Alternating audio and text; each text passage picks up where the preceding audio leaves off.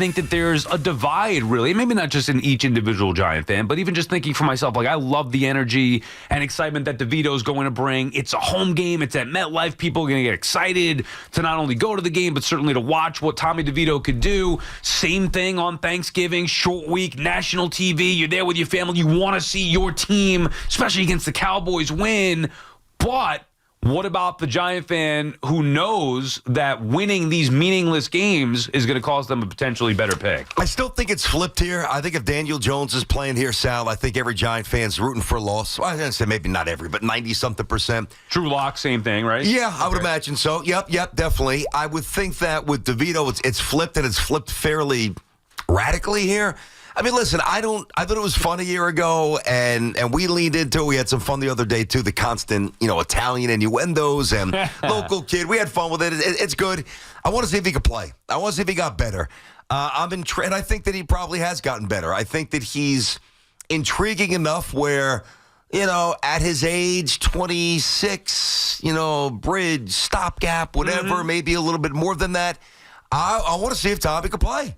Like, really play. Okay, and don't you think, though, that would want you to see him play well enough to win? Yes, I do. I do. So I'm with you. It's changed. I that's how I feel, but I'm not one who's ever believed in tanking. I also believe that, winning these games are going to do no good for the Giants. And by the way, whether it's DeVito being a stopgap quarterback, a career backup, whatever, that's also not going to do much for the future of the organization. It's going to come down to who they draft and develop as their franchise quarterback. I don't believe DeVito can be that. I mean, he's going to get an opportunity, but I don't think he's going to project to be that. But I want to see some excitement. I want to see some fun. I want to see them win these games. And I'm not worried about the draft status. And when the draft happens, maybe they trade up, figure it out, whatever it may be. But I personally would let that be aside. I know you normally are a tanker, so I'm glad to hear you say I'm normally in this spot. You are a tanker, sir. Tanker, man. Have another. I mean, right? No, I know what you mean. And it's funny because I was going to go there. Generally, I subscribe to that tank mindset when it's hopeless. That's when I latch on. And when I latch on, I just jump in face first. When it's time to tank, I don't know if there's more of an aggressive tanker than myself. To the point where I'll bet against the Jets. I've said it a million times, when they get to tank mode. So you're there with the Jets right now? Yeah, of course. Oh my God, just apathy. I don't even want to watch the Jets play again this year. Just making sure. But I don't even know if I can conjure up the energy to hope that they lose, which eventually I will when they get back on the field. But no, the Giants feels a little bit different because there's still things that are unsettled that I haven't yet determined. I don't know. Now, this is independent of what I think the Giants will do. This is just my own mindset here. I don't know if Dable deserves to be back. I don't know if Shane deserves to be back. I don't know if there's a quarterback in the draft that even if they lost every game would automatically change the fortunes of the team. And there's, I think, a bigger part of me than not that wants to see Dable back, that wants to see Shane back, and wants to see Tommy DeVito play some good football. So there's more reasons for me at this point with the Giants to hope that they do well and win a couple of games than not. Yeah, I agree with that. Now, I do think Shane and Dable are going to be back. I think deserve is a strong word. That is it. Yeah, that's an interesting choice there. But I don't think the jury should be out on Shane in just 3 seasons. And I do believe Dable is a good head coach. So I personally will be patient with them. And I think that's what Mara is going to do. But to say they deserve to be back, I don't know if I could go that far. Strong. Now, maybe if they win some games here the rest of the way, and again, it's just going to frustrate fans to a certain extent. It's like, yeah, that's great. Well, you waited this long to go to DeVito. Now you start winning some games. And again, how much are they really going to win? I still, as much as I want to root for DeVito and believe that the Giants will be better with DeVito, the Bucs are a dangerous team. I'm not sure they could beat them. The Cowboys, maybe. If you could pick out games that I'd want to see the Giants win definitively, even more than a home game, they need a home game at some point. They need the Cowboy game on Thanksgiving. That's one where you got to beat the Cowboys to a pulp. They stink. They have a backup quarterback. They're in disarray. National TV. Yeah. If I'm a Giant fan and I'm like, hey, I don't want to win too many games because we're bad pick, that's the one I really want. But at home in front of your fans, it's going to be important to the owner. It's obviously going to be important to DeVito. And if you're rooting for Tommy DeVito, and I would assume Giant fans are, then yeah, you should be rooting for them to win. Enjoy. Hey, have fun with it. Yeah, I love it. Have some fun. It was sports fans. Have fun with it. Yeah, I'm happy you're saying that. We have forgotten how to have fun. We've really forgotten how to have fun. These teams have stripped away our ability to even remember how to have fun. Do you mean like you and I? I mean, everybody. Yeah, I know. I mean, collectively as sports fans, we are so programmed now. The Knicks, and we'll get to them later, they look really good 4 straight. Love it. Yeah, offense is humming. Offense is cooking. But like even the Yankees, when you look at, I enjoyed it, but if you look at the Yankees run to the World Series, it was peppered with, constant, and I understand this on some level, but the analysis of, are they really good enough? Think about the things that we talked about. Yeah. We're not alone. American League is weak. I mean, do the Yankees really deserve it? I mean, can they really hang with the varsity, which they couldn't, Dodgers or NL Rep? Even the Yankee World Series conversations were largely negative, even after a win. When is Aaron Judge going to wake up? Right. And I'm not talking about just the win against the Dodgers. I'm talking about the win, and the wins plural, against the Royals and the Guardians.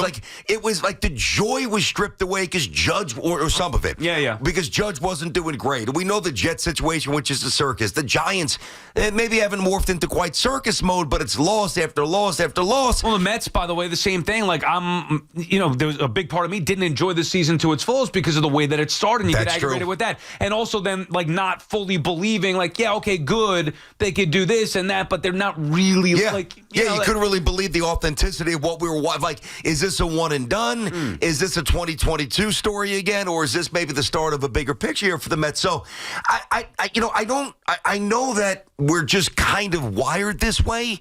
This is how we are. We're aggressive. We're loud. When things are great, it's awesome. And when things go slightly awry, we go bonkers. Right.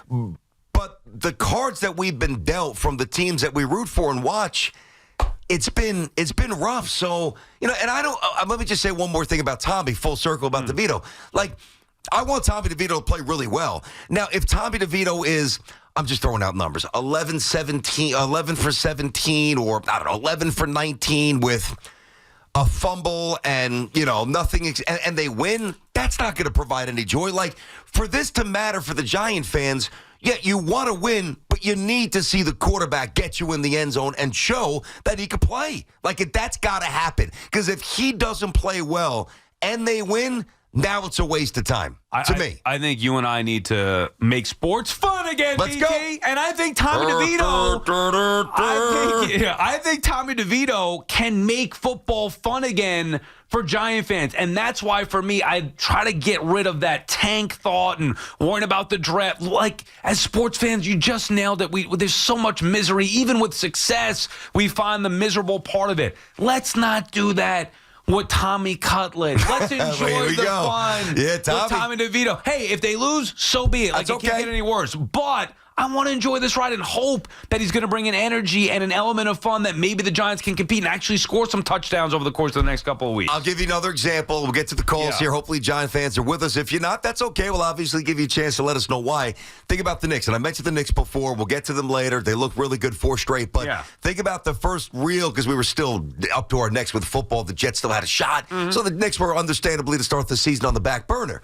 And the first couple of games, I was very critical. Now, big picture, I'm still slightly concerned about some size and some whatever, basketball, rebounding, whatever.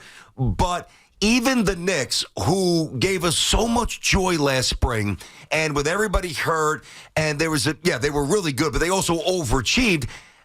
Some, not all, because you didn't agree with me, so I want to make sure I give you separation. But a lot of the analysis with the Knicks early this season was largely negative, and that's for a team that had built up some equity. So we're not sitting here telling you guys to just walk around blindly happy. No. I mean, these teams have to provide you with joy. But pertaining to the Giants, it's coming from somebody who thinks tanking is okay in the right spot. Go out, light up Tampa, smack Dallas, let the kid throw some touchdowns, and enjoy football for the first time or maybe the second time after 2022 in a decade. BT and Sal on the Fan. Our friends at Town Fair Tire remind you that at Town Fair Tire, you always get the guaranteed lowest price on name brand tires from Connecticut to Maine. Nobody beats Town Fair Tire. Nobody. Jay is on Staten Island. What's up, Jay? Hey, what's up, guys? Great show. Love you guys. Listen, Thank you. You guys, this is something that I've been waiting to hear for a while now as a New York fan. I'm a Yankees, Jets, Knicks guy, like the Rangers. And I think about hockey, what we had going on with hockey earlier this year. We had the Knicks. We had the expectation of the Jets. We had the Giants and the Mets, of course. And I'm just thinking, man, like, when are we going to start to enjoy what was going on here? Sports Talk Radio has been phenomenal. We got a lot to cheer for. I mean, look, as a Yankee fan, I was disappointed, of course. Knicks fan, disappointed. But we got a lot to cheer for. And I think I'm glad you guys are bringing up Tommy DeVito and what he's doing in New York. I mean, this is what I want. I was hoping that you guys would get to this. Let's enjoy some of the stuff here in New York. Yeah, boy. Thank you, Jay. That's the point. It's The tide's turning, Sal. Hey, let's make sports fun again, BT. I'm here for it. We got to make some hats. I'm dead serious. We're going to make some hats. Make sports fun again. Well, you know what, though? It's not like we're creating it out of nowhere. DeVito makes the Giants fun. And we wouldn't be talking about this if it were Drew Lock or Daniel Jones again. We'd be aggravated with it. Yep. And you're right. Like, it's a good thing to bring up. There's a lot of negativity in being a sports fan. Obviously, we've done it our whole lives. You know what we're talking about. It's even with the teams that have some success. But we do have a knack for always accentuating the negative. Yep. The Yankees made the World Series, and all year long I'm sitting here saying, well, I don't think they're good enough. I don't think they're good enough. Which I really, I didn't You make believed that it. up. You were right. They weren't good enough to win, but I know what you're saying. Yeah, to win. and I'm not saying that just because I'm not a Yankee fan. Like the same thing with the Mets. It says, I don't believe in them. I don't believe. Which, there's some truth to that, but there is an element where that takes away from the joy. I told you a week ago with the Knicks, I'm going to enjoy this. You did say that. Because it's the most talented team. Like, I'm not blindly enjoying it. And who knows if it's going to work out.